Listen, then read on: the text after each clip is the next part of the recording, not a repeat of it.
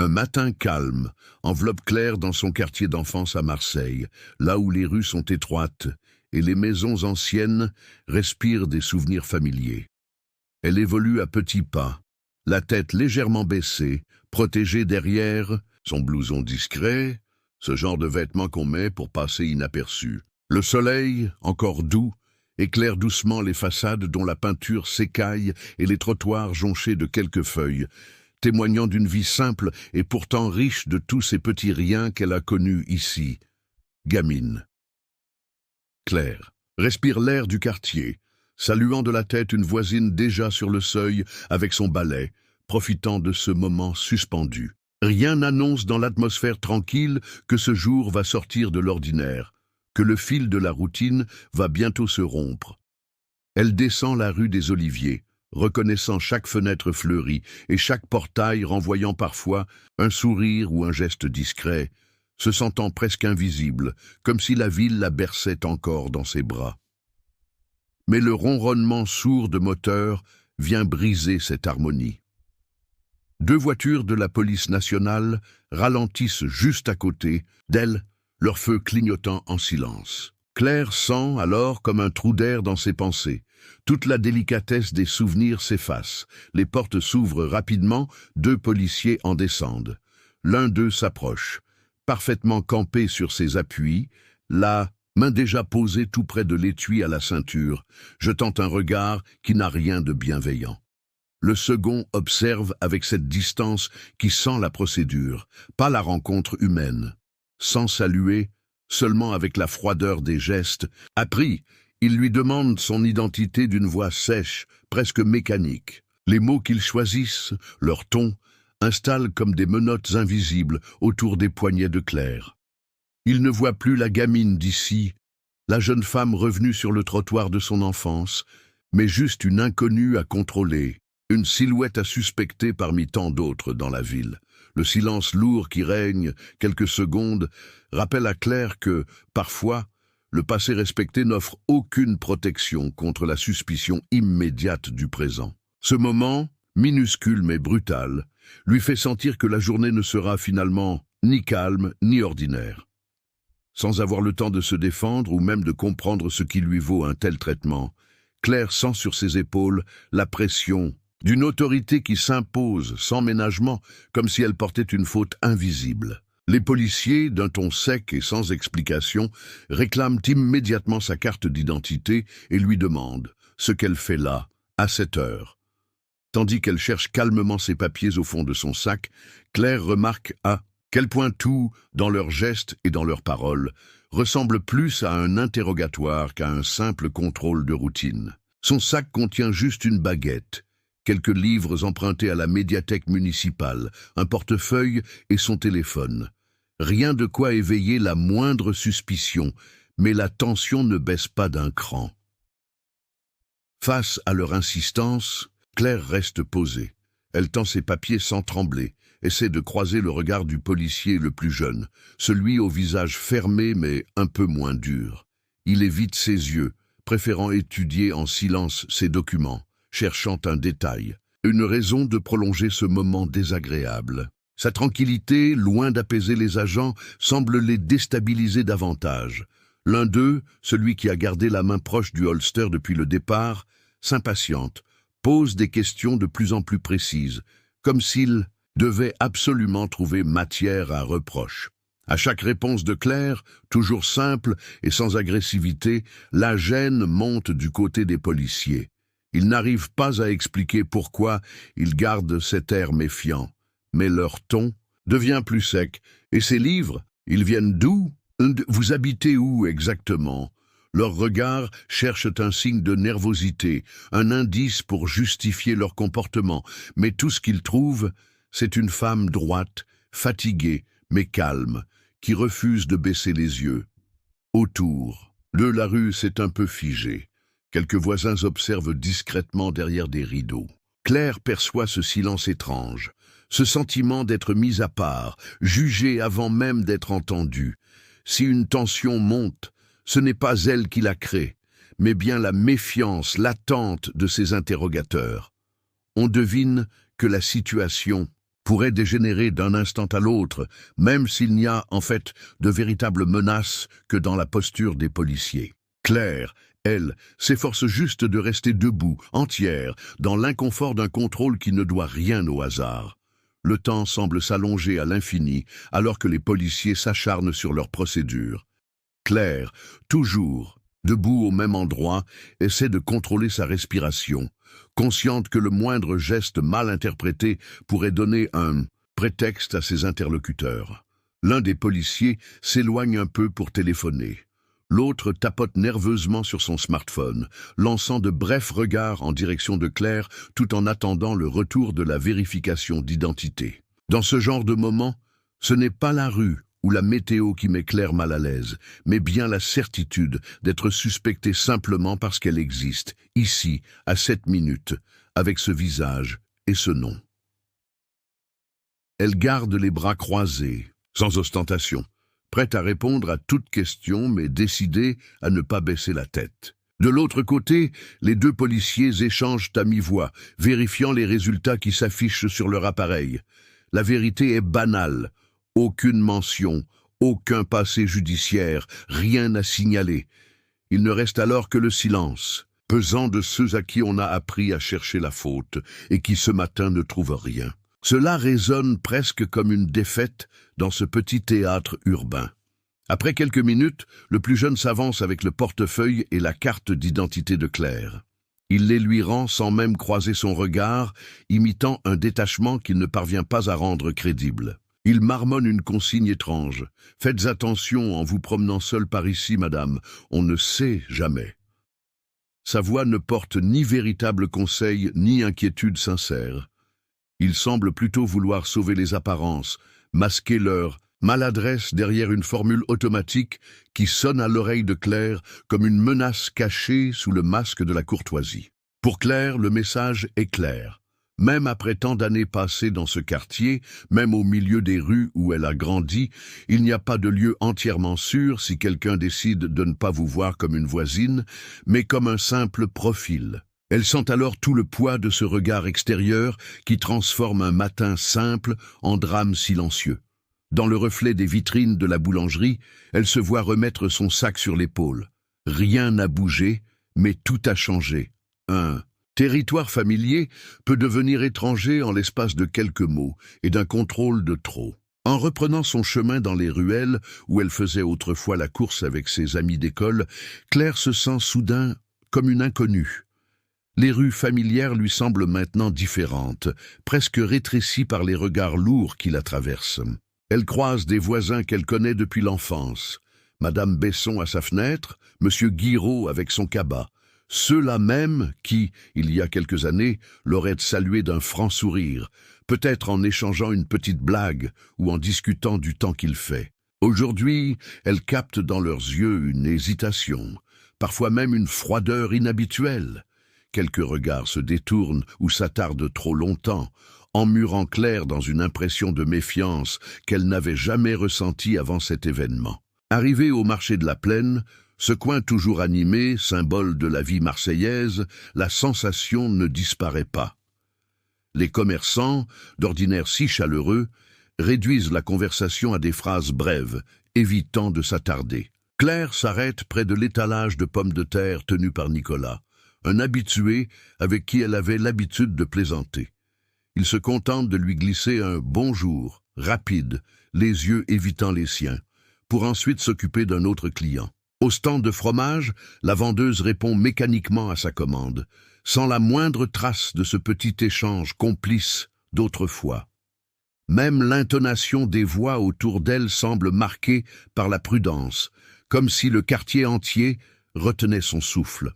Dans chacun de ses gestes et de ses mots mesurés, Claire sent une frontière invisible entre elle et le reste du monde. Elle réalise de façon douloureuse que rien ne la protège du regard des autres, ni ses études, ni son ancien métier, ni ses souvenirs partagés avec les gens d'ici. Aucun uniforme, aucun titre, aucune réussite ne suffit à effacer la distance imposée par le doute ou la peur, pas même sur le territoire de son enfance. Face à cette réalité, l'impression d'être seule devient plus coupante que jamais. L'hostilité n'est pas frontale, elle flotte dans l'air, presque imperceptible mais bien réelle.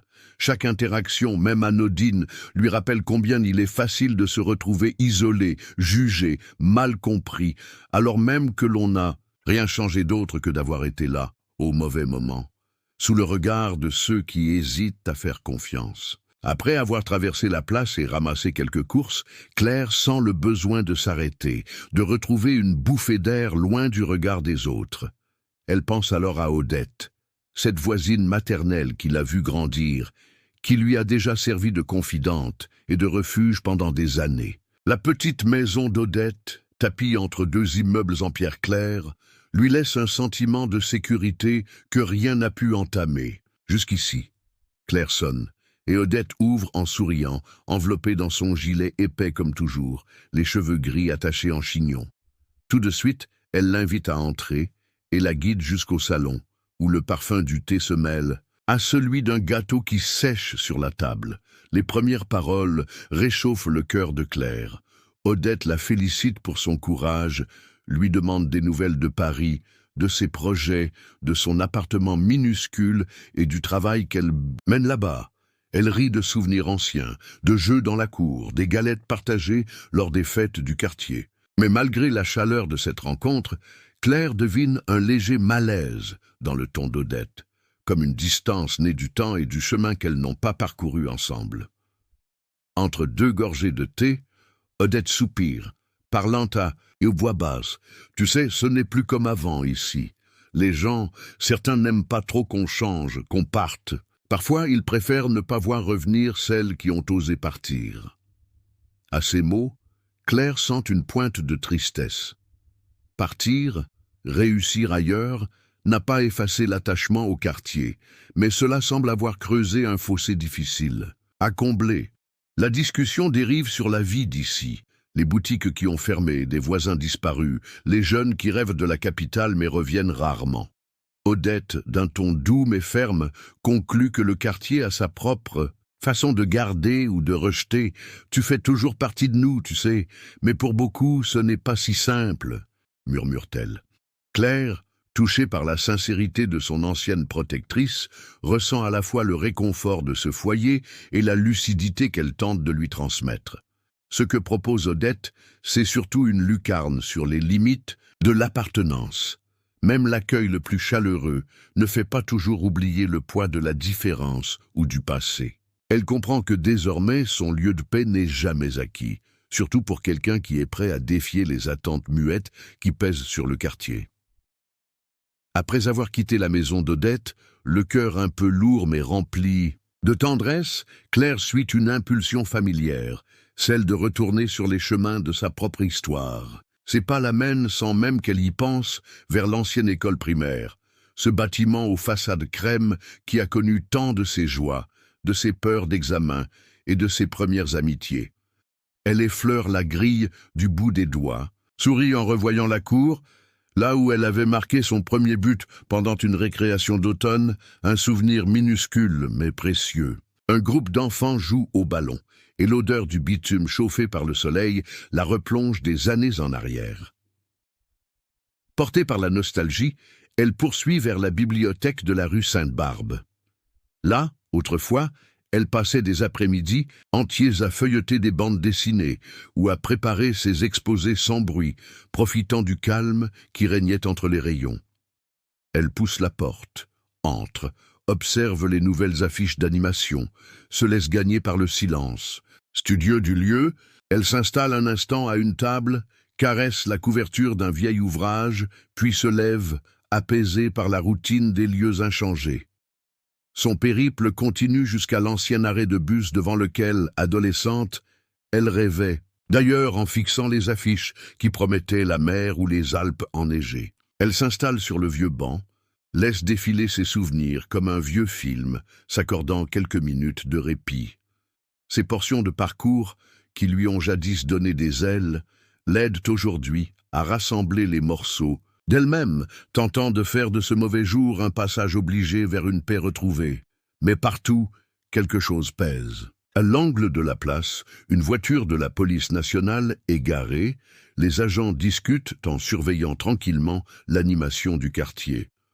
À plusieurs reprises, Claire sent les regards persistants de petits groupes de voisins, accoudés devant le café ou discutant près de la boulangerie. Chacun de ces mouvements semble observer, noter, juger. Rien d'agressif, juste une vigilance froide et continue, une attente muette que l'on ne sait jamais trop interpréter. Peu importe les petits triomphes ou les efforts pour renouer avec le passé, cette atmosphère la ramène à une réalité déplaisante. Ici, aucun souvenir heureux, aucune réussite ne suffit à percer cette vieille barrière de méfiance. Claire se relève pourtant, décidée à marcher encore, parce que si on ne contrôle pas toujours le regard des autres, on peut du moins choisir la façon dont on traverse leur champ de vision. Claire poursuit sa promenade, les pensées embrouillées par tout ce qu'elle vient de traverser.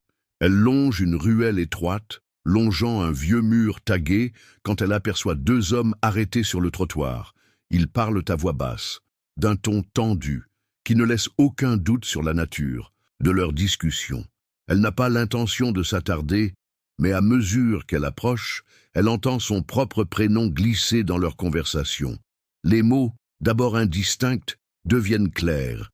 Ils échangent des sous-entendus, à la fois ironiques et malveillants, des insinuations sur sa présence, sur sa place ici, comme si elle était revenue troubler un calme qu'il tenait pour acquis.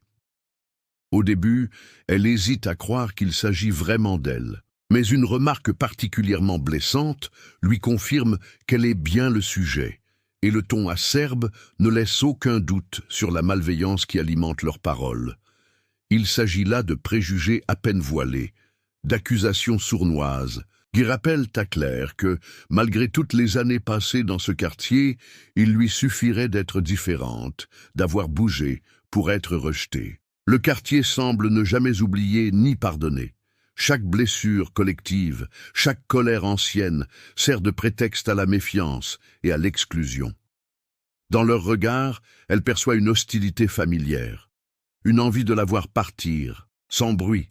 Claire inspire profondément et choisit de ne pas répondre. Elle sent le poids de son silence, autant une protection contre la haine gratuite qu'un mur invisible entre elle et la violence du rejet. Tenir tête ou s'indigner serait inutile, elle le sait bien. Alors, elle avance dignement, gardant la tête droite même si chaque mot lui reste en travers de la gorge. Autour d'elle, quelques passants ont surpris la scène. Certains baissent un peu la tête, d'autres accélèrent le pas comme pour vite s'éloigner. Personne ne prend vraiment sa défense ou ne demande aux deux inconnus de se taire. Ce silence général, complice ou simplement indifférent, remue quelque chose en Claire. Il met en relief cette solitude particulière qu'on ressent lorsqu'on ose être soi-même malgré les étiquettes.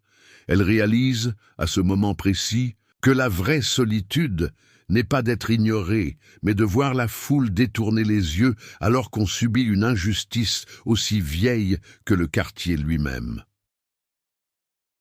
Le pas de Claire se fait plus lent à mesure qu'elle approche du carrefour, du vieux port, là où la ville bruisse sans relâche. L'air sent la mer et le bitume.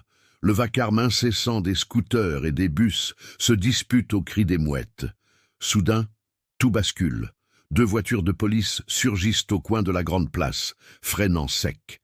Les gyrophares projettent des éclairs bleus sur les vieux murs. En l'espace d'une seconde, Claire se retrouve encerclée, sans possibilité de reculer. Deux agents bondissent des véhicules, la main déjà posée sur leur arme, s'approchent vite et lui lancent d'une voix sèche « Ne bougez plus !» La scène s'étire, irréelle, tandis qu'il crie des ordres, la forçant à se tourner face au mur. D'autres policiers débarquent, plus jeunes, le visage dur, obligent les passants à reculer d'un geste pressé. Un attroupement naît, instantanément des dizaines de paires d'yeux fixant Claire, avec un mélange de stupeur et de crainte. Quelqu'un murmure qu'il l'a vu échanger quelque chose. Une déclaration qui tourne à toute vitesse parmi la foule. La suspicion enfle, se déverse comme une vague glacée.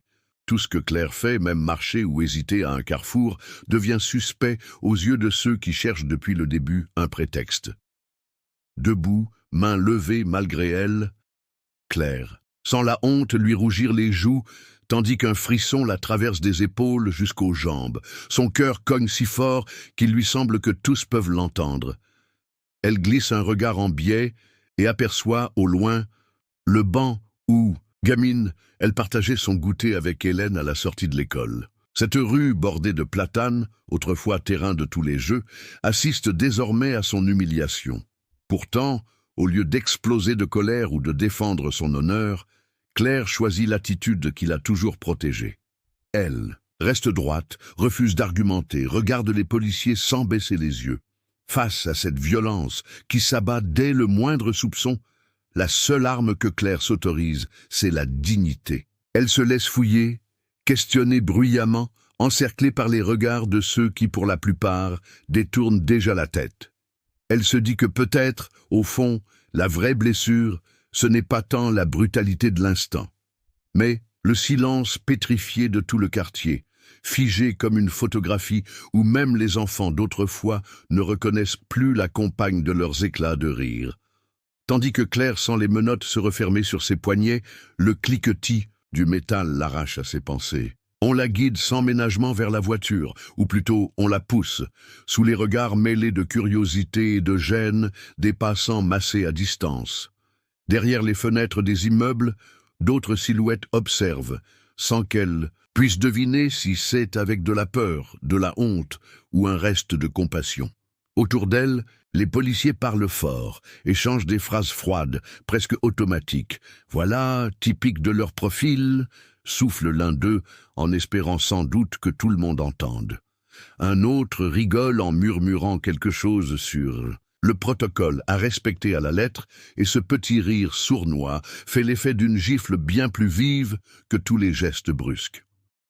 Le contact dur et froid des mains des policiers ne lui fait pourtant pas baisser les yeux. Ce qui la blesse réellement, bien plus que la sensation désagréable du métal contre sa peau ou des mains fermes qui serrent un peu trop fort, ce sont ces paroles échappées, ces jugements prononcés tout haut comme s'ils étaient des évidences, juste parce qu'ils portent un uniforme et que pour eux, la routine de l'humiliation fait presque partie du décor. Chaque murmure, chaque blague à demi-voix laisse une trace, quelque chose qu'on ne peut jamais réparer avec des excuses tardives ou des gestes maladroits. Dans la voiture, le siège est raide. L'air sent la désinfection, la porte claque, bruyamment et isole Claire du monde extérieur. Alors qu'un agent fait semblant de vérifier son identité tout en la surveillant du coin de l'œil, Claire se concentre pour ne rien laisser paraître. Elle ne crie pas, ne riposte pas, ne se justifie même pas. Elle garde le regard droit, repose sa dignité sur le simple refus de pleurer ou de supplier. Peu importe ce que pensent les autres, chaque minute où elle tient, c'est un morceau d'elle-même qu'elle défend, une façon de dire qu'elle n'est pas juste un dossier, pas ce personnage qui arrange l'histoire de la police. Dehors, les rires et les chuchotements persistent.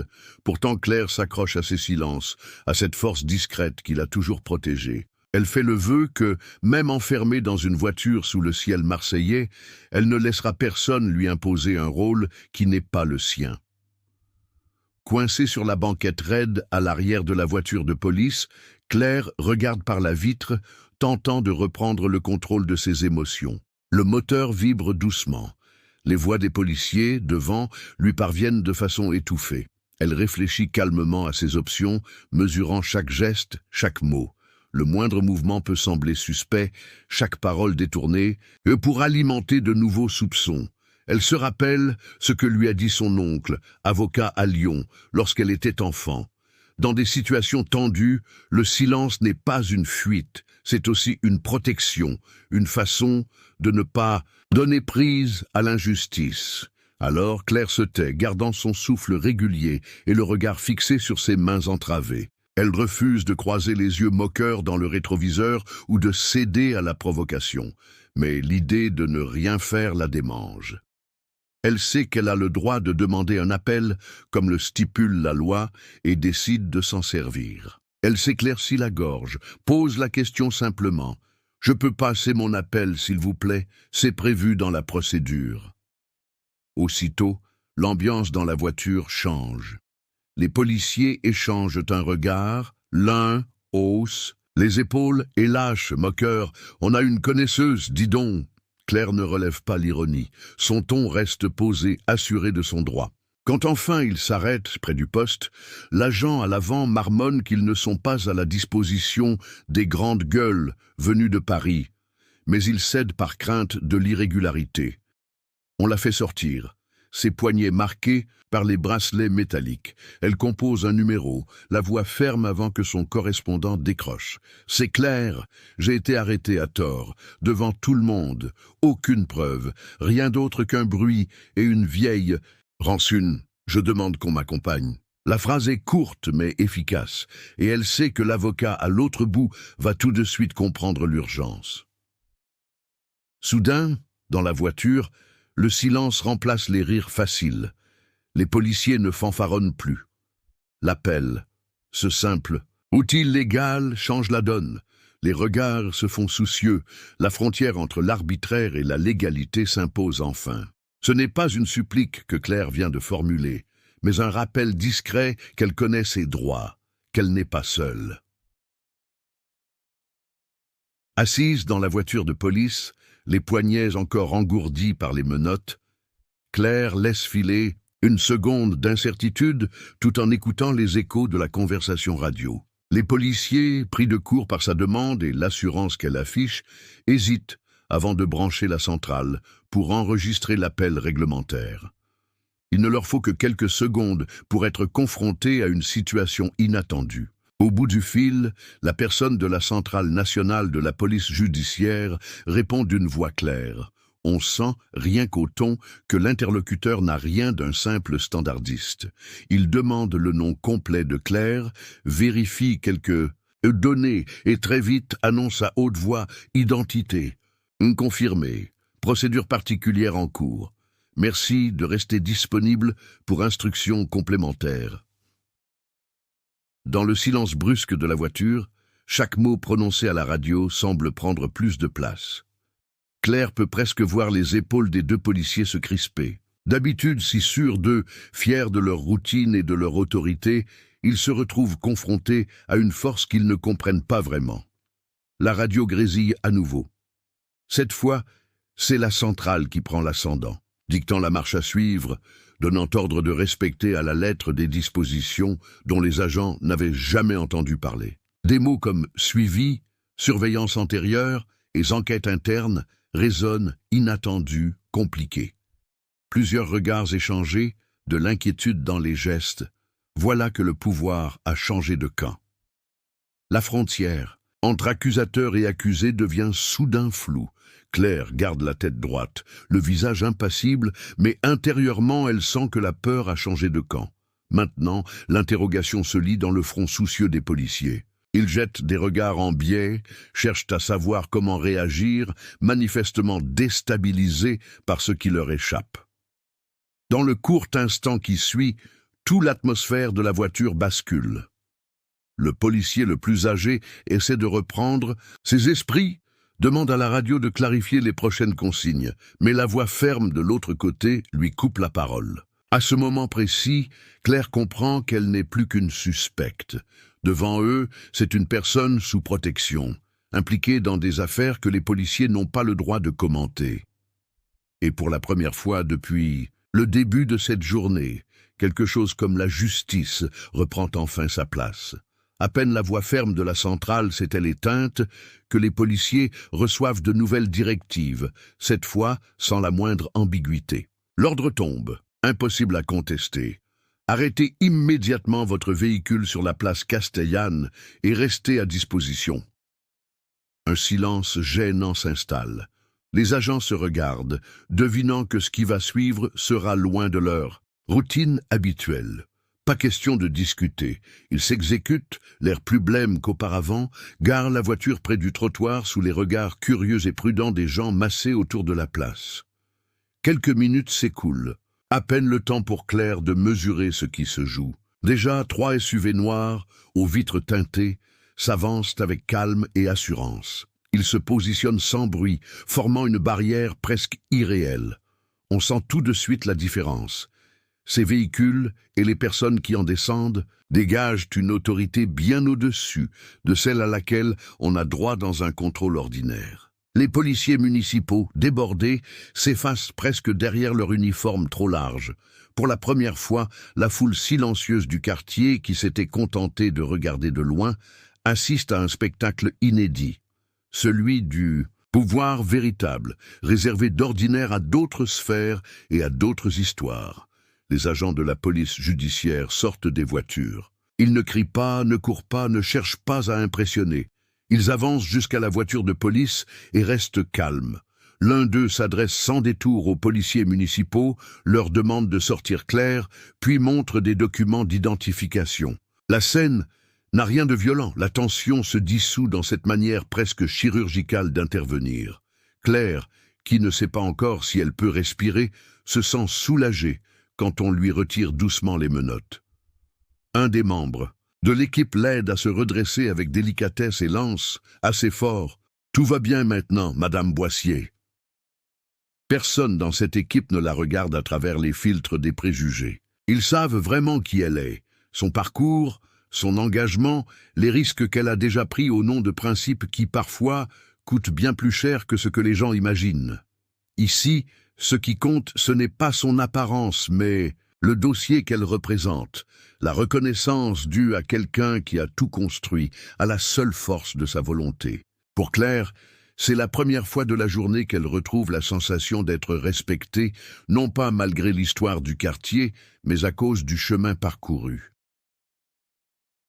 Le chef de l'équipe descend du SUV le plus proche, son allure tranquille, dégageant une assurance naturelle. Arrivé à la hauteur de Claire, il prend le temps de lui demander si tout va bien, son regard cherchant à capter la moindre trace de malaise.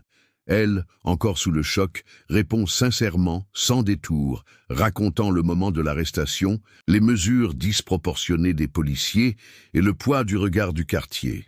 Aucune interruption, aucun mot pour minimiser.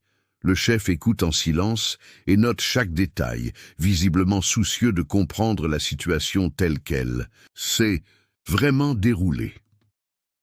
Aussitôt, la tension se déplace. Ce ne sont plus Claire et son passé qui sont en question, mais la conduite des policiers locaux. Le chef se tourne calmement vers eux et leur demande, d'une voix qui ne laisse pas de place à la contestation, de justifier leur procédure. « Expliquez-moi, étape par étape, ce qui vous a amené à menotter Madame Boissier sur la voie publique. » Les policiers, qui faisaient auparavant preuve de confiance, se referment subitement. Chacun ajuste son uniforme, détourne le regard et tente maladroitement de convaincre que tout a été fait dans les règles. Mais la gêne se lit sur leur visage, et la présence de fédéraux qui, eux, ne se laissent pas émouvoir ni influencer, pèse lourd. Les agents de la police judiciaire sortent alors carnet de notes et caméras. Ils enregistrent la scène, prennent les numéros de badge, exigent l'accès aux enregistrements des caméras de surveillance sur la place Castellane. Personne ne plaisante. Chacun mesure que désormais tout ce qui s'est passé sera passé au crible. Les explications sont laconiques, parfois hésitantes, et le contraste avec la fermeté de la brigade fédérale est saisissant. Un des enquêteurs vérifie les papiers de Claire, relit plusieurs fois son nom et s'assure publiquement auprès du chef « Tout concorde, elle n'a rien à se reprocher ». Le constat d'un abus d'autorité s'impose. Il ne reste plus aucune excuse pour l'intervention initiale. On précise alors aux policiers municipaux qu'ils devront rester sur place, à disposition, en attendant la suite de l'enquête. Il n'y aura pas de passe-droit, prévient calmement le chef, avant d'ordonner que chaque échange soit noté. Pour Claire, le malaise du début s'efface peu à peu, remplacé par un sentiment timide de réparation. Debout sur la place, Castellane, entourée d'agents fédéraux, Claire se sent comme après une tempête, épuisée mais droite. On lui propose de s'installer dans un SUV garé à 2 pas, de prendre un café, un verre d'eau, ou même de recevoir une couverture tant la tension l'a vidée de toute énergie. Elle refuse doucement tout privilège qui pourrait la mettre à part ou la faire passer pour une victime fragile. Elle demande seulement qu'on la traite comme n'importe qui d'autre, parce que pour elle, la vraie dignité, c'est de continuer à marcher sans baisser la tête, sans réclamer de place spéciale ni attiser la rancune. Elle grimpe à bord du véhicule, un agent à ses côtés, et salue d'un léger mouvement de tête quelques habitants du quartier qui, en silence, la regardent passer. Le SUV démarre en douceur, et la ville défile au ralenti derrière les vitres teintées. Les rues sont presque désertes, animées uniquement par les échos des scooters et le bruit lointain du tram. On ne parle pas beaucoup dans la voiture. L'ambiance est sérieuse, presque solennelle. Claire sait que sa décision de collaborer prouvera à tous qu'elle n'a rien à cacher et qu'elle a raison de faire confiance au processus, même si tout en elle aurait préféré se fondre dans l'anonymat. Mais alors qu'elle se tait, restant attentive au paysage, son téléphone vibre, les notifications s'enchaînent. En quelques minutes, la nouvelle de sa retenue circule déjà dans les couloirs de la police judiciaire et jusque dans les bureaux feutrés du ministère. Les chefs de service, ceux qui pensaient que de tels abus n'arrivaient qu'aux autres, comprennent soudain qu'une des leurs a été humiliée en plein jour. La rumeur se propage comme une traînée de poudre, ravivant d'anciennes discussions sur le respect, l'intégrité et le risque du profilage dans l'institution. Cette agitation dans les étages supérieurs n'atteint pas encore Claire, qui pour l'instant ne souhaite qu'une chose, aller de l'avant. Pour elle, la vraie réparation passe par cette route silencieuse vers le centre, où elle pourra expliquer en détail sa version, sans exiger la tête de personne, mais en réclamant simplement justice. Son courage, c'est de rester elle-même, debout, et de rappeler à tous, y compris à elle-même, qu'on n'est jamais aussi vulnérable que le regard de l'autre veut bien le croire. À son arrivée au siège de la police judiciaire, non loin de la gare Saint-Charles, Claire est immédiatement frappée par l'atmosphère feutrée. Différent de tout ce qu'elle a connu dans la rue, ici, tout est affaire de regards respectueux, de gestes posés et d'aides discrètes. Il n'y a pas de contrôle humiliant, ni de procédures exagérées, juste le minimum pour assurer la sécurité de chacun. On la conduit sans bruit vers un bureau, où elle entend déjà une voix familière. Son supérieur, le commissaire Laurent Marchand, a interrompu une réunion avec la préfecture pour la recevoir. Quand il entre, son costume froissé témoigne d'une journée bouleversée par l'annonce de l'incident, et c'est avec un mélange d'incrédulité et de tristesse qu'il lui tend la main. « Je veux t'entendre, Claire. Raconte-moi tout, sans rien omettre. » Installée face à face, la porte fermée, elle aborde sans phare chaque étape de l'humiliation. Le ton méprisant, la brutalité inutile, l'absence totale de réflexion avant l'action. Laurent écoute, prend des notes, pose des questions pour éclaircir certains points, mais ne cherche pas à minimiser ses émotions. Il se dit choqué qu'une enquêteuse chevronnée, reconnue de tous pour son intégrité, soit traitée de la sorte dans sa propre ville. Lorsqu'elle évoque son choix de se taire durant l'arrestation, Laurent comprend tout de suite. Il devine que ce silence, longtemps nécessité, vient de trouver sa voie non pas dans les cris ou la colère, mais dans la clarté du récit, dans la volonté de ne jamais accepter l'oubli. Un moment plane, lourd de sens. Ils savent tous les deux que ce qu'a vécu Claire n'est pas qu'un incident isolé, mais un morceau de cette histoire française où la justice et l'injustice marchent souvent côte à côte. Claire n'élève pas la voix, ne demande aucune vengeance. Tout ce qu'elle veut, c'est que ce qui vient d'arriver serve de point de départ. Il ne faut pas que ce soit juste une sanction, Laurent.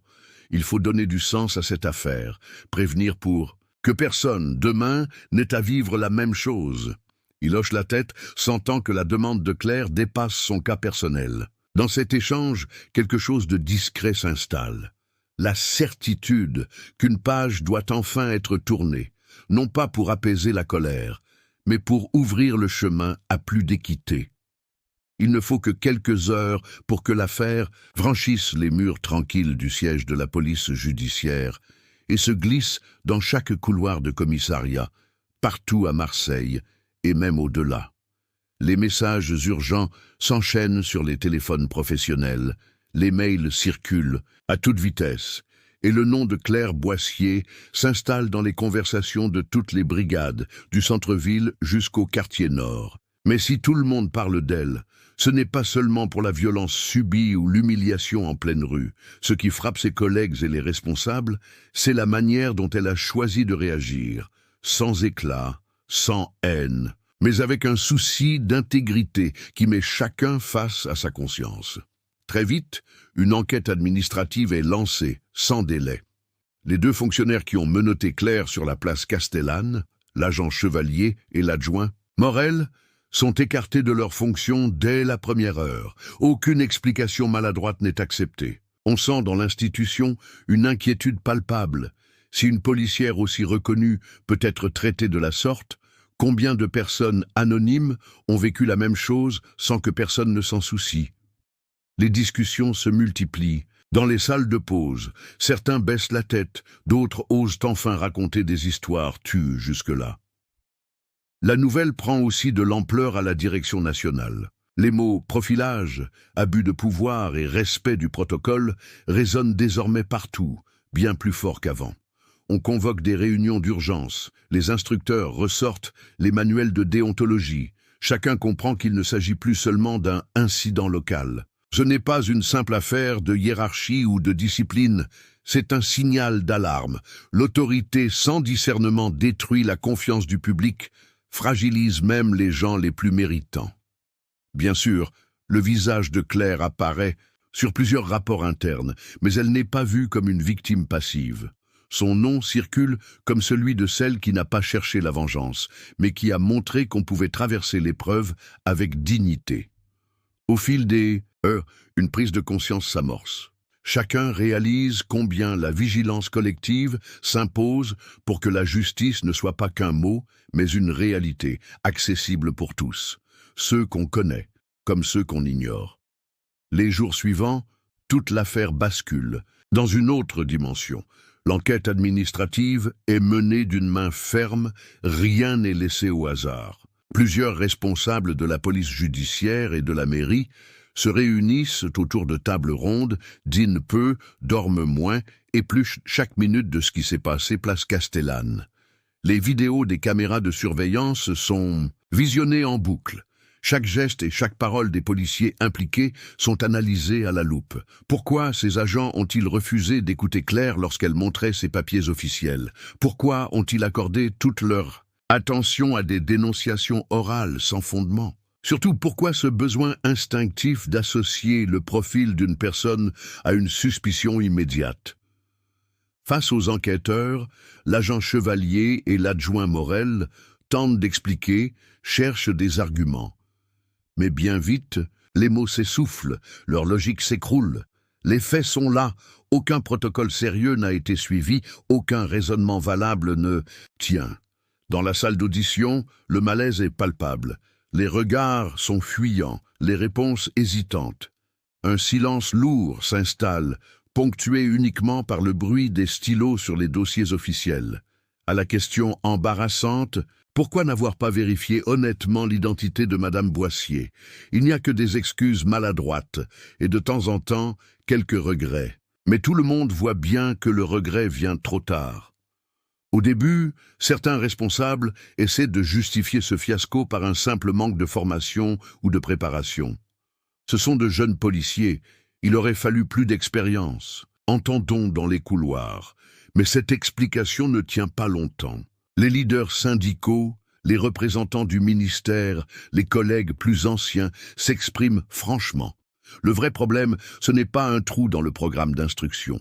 C'est un réflexe bien plus profond, ancré dans le système lui-même. Une tendance à juger d'abord sur l'apparence, à accorder moins de crédit à celles et ceux qui ne se conforment pas à une image préfabriquée.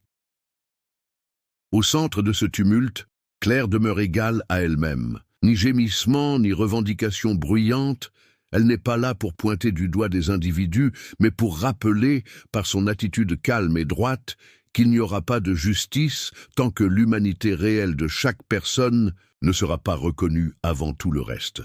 Lors d'une réunion exceptionnelle avec la direction régionale de la police nationale, Claire est conviée à prendre la parole aux côtés des principaux responsables de la sécurité publique de Provence-Alpes-Côte d'Azur.